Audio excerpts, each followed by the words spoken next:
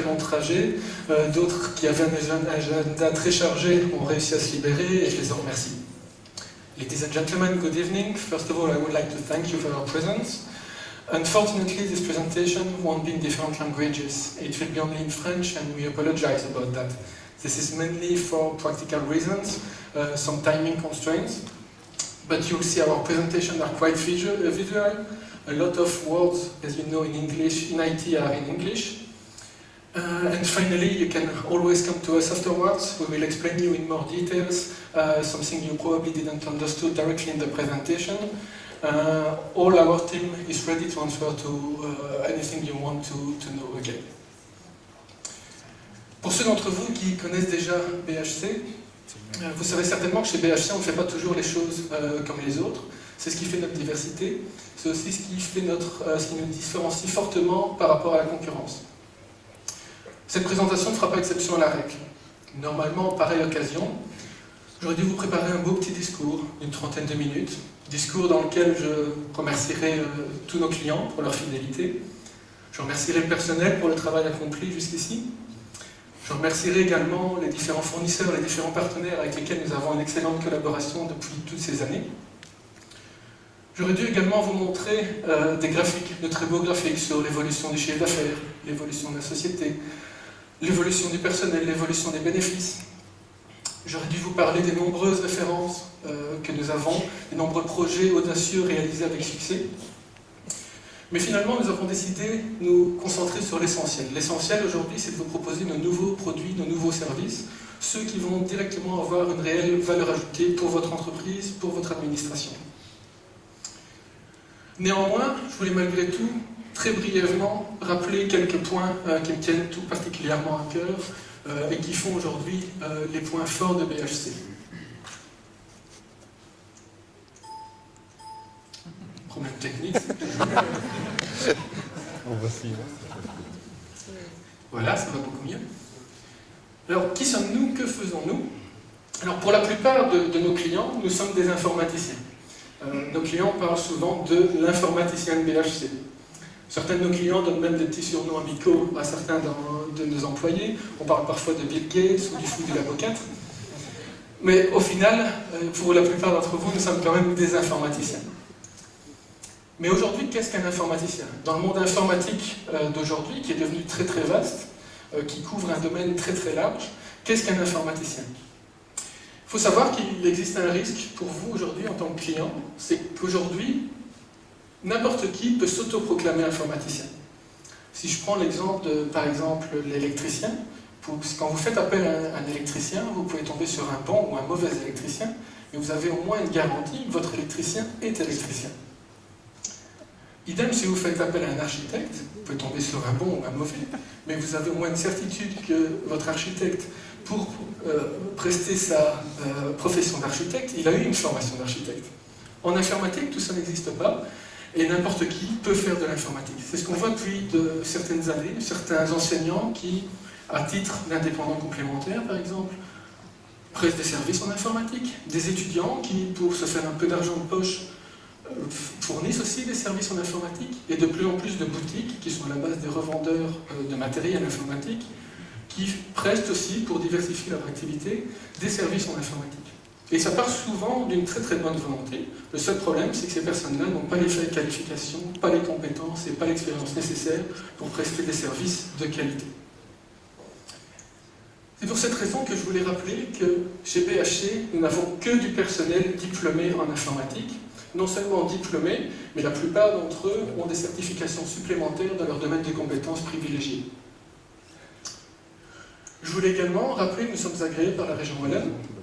Alors évidemment, c'est une condition sine qua non pour que vous puissiez obtenir certains subsides, mais c'est aussi avant tout un gage de qualité supplémentaire pour vous en tant que client. On n'obtient pas aussi facilement que ça une agréation de la région Wallonne. Il y a diverses démarches, et pas seulement administratives, à remplir, et c'est un parcours assez long qui, au final, permet de garantir qu'un consultant agréé par la région Wallonne fournit un certain niveau de qualité, un certain niveau de compétence et aussi un certain niveau d'expérience. Aussi, je voulais noter que nous sommes assurés en responsabilité professionnelle. Alors ça peut paraître anodin, Mais il faut savoir que c'est une assurance qui n'est absolument pas obligatoire. C'est aussi une assurance qui coûte dans notre secteur d'activité très très cher. Et donc, ce n'est pas rare que beaucoup d'entreprises, beaucoup d'indépendants qui prêtent des services en informatique n'en aient pas. Maintenant, il serait assez malhonnête de ma part aujourd'hui de vous prétendre que chez BHC, on ne fait jamais d'erreur. On fait tout pour qu'il n'y ait jamais d'erreur, mais on ne peut pas l'éviter. Je ne peux pas aujourd'hui vous assurer qu'on n'en fera jamais. Si jamais on en faisait, vous avez toute la garantie qu'on fera tout ce qu'il faut pour réparer cette erreur. Mais au final, si dans le cas très improbable, mais qui doit quand même être pris en compte, qu'il y ait une erreur de notre part, et vous, en tant que client, vous avez la garantie que derrière nous, nous avons une compagnie d'assurance qui vous indemnisera pour le préjudice subi. Ensuite, nous avons le label de qualité éthique. Alors, il serait un peu trop long ici de vous expliquer qu'est-ce que le label éthique, qu'est-ce qu'il vous apporte, mais sachez qu'à la fin de la présentation, quand vous recevrez votre brochure de documentation, vous trouverez une petite brochure éthique qui va vous détailler tout ça en détail. Je vous invite à y jeter un œil, car ça peut vous apporter énormément en tant que client. Mais si je reprends l'exemple de mon électricien, par exemple, l'électricien, quand il vient chez vous pour faire une installation dans votre entreprise, dans votre administration ou dans votre privé, il doit suivre un certain règlement. En informatique, ça n'existe pas non plus. Il existe des standards, des bonnes règles de conduite, mais qui ne sont absolument pas des règlements. Si je reprends l'autre exemple de mon architecte, l'architecte, si vous n'en êtes pas content, vous pouvez vous plaindre à l'ordre des architectes. Si vous n'êtes pas content de votre avocat, vous pouvez vous plaindre au bâtonnier. Avec un fournisseur en informatique, si vous n'en êtes pas content, votre seul recours, si vous n'arrivez pas à trouver un accord à l'amiable avec lui, c'est directement la justice. Avec les conséquences que ça implique en termes de coûts ou en termes de temps de procédure, par exemple. Le label éthique, la charte éthique, répond en partie à ça. En partie tout simplement parce qu'on a une charte éthique détaillée qui représente quelque part une sorte de règlement que l'ensemble des entreprises labellisées éthiques s'engagent à suivre. Ensuite, si vous n'êtes pas content de votre fournisseur, si vous avez un conflit avec votre fournisseur, vous pouvez toujours vous plaindre gratuitement au comité éthique, un comité d'experts indépendants, qui pourra juger sur le dossier et remettre un avis. Et dans le pire des cas, s'il s'avère que le comité éthique décide qu'il y a eu une erreur ou une faute de la part de l'entreprise avec le label éthique, elle pourra lui retirer le label avec toute la mauvaise publicité que cela peut engendrer. Voilà, c'était quelques points très brefs, mais que je voulais rappeler parce que beaucoup d'entre vous ne les connaissent pas. Je pense que beaucoup de nos clients actuels ne sont pas toujours au courant de ces points-là qui font aussi nos forces, qui font aussi nos valeurs, et je voulais encore une fois les rappeler. Alors en ce qui concerne l'historique de la société, que je ne vous ai pas fait, vu que je ne vous ai pas fait de discours, eh bien vous avez pu le découvrir sur toute la passerelle qui menait jusqu'ici dans la salle du Palais des Images du PASS. Alors pour ceux d'entre vous qui ont été distraits et qui n'ont pas vu correctement ces panneaux, ou ceux d'entre vous qui étaient un peu en retard et qui malheureusement n'ont pas pu prendre le temps de les lire correctement, sachez que ces panneaux vont revenir ici dès la fin de la présentation et vous pourrez les regarder à nouveau tranquillement à votre aise. Alors maintenant, nous allons passer finalement à l'essentiel de ce qui nous concerne aujourd'hui dans notre présentation. Nous allons vous présenter nos nouveaux produits et services. Alors ils sont nouveaux dans le sens où on les commercialise à partir d'aujourd'hui. Mais pour nous, ils ne sont pas vraiment nouveaux, parce que ce sont des produits et des services que nous utilisons en interne depuis plus d'1 an. Et comme ce sont des projets assez conséquents, on travaille sur ces technologies-là depuis plusieurs années.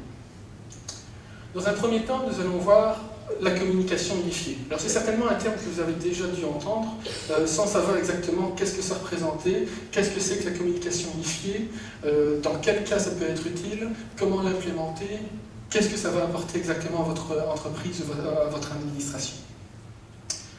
Ensuite, nous verrons OpenERP. Alors OpenERP, c'est tout simplement un logiciel formidable qui est, quand je vois un petit peu aujourd'hui les visages qui se trouvent dans la salle et je sais les entreprises ou les administrations que vous représentez, je pense qu'il n'y a aucune exception.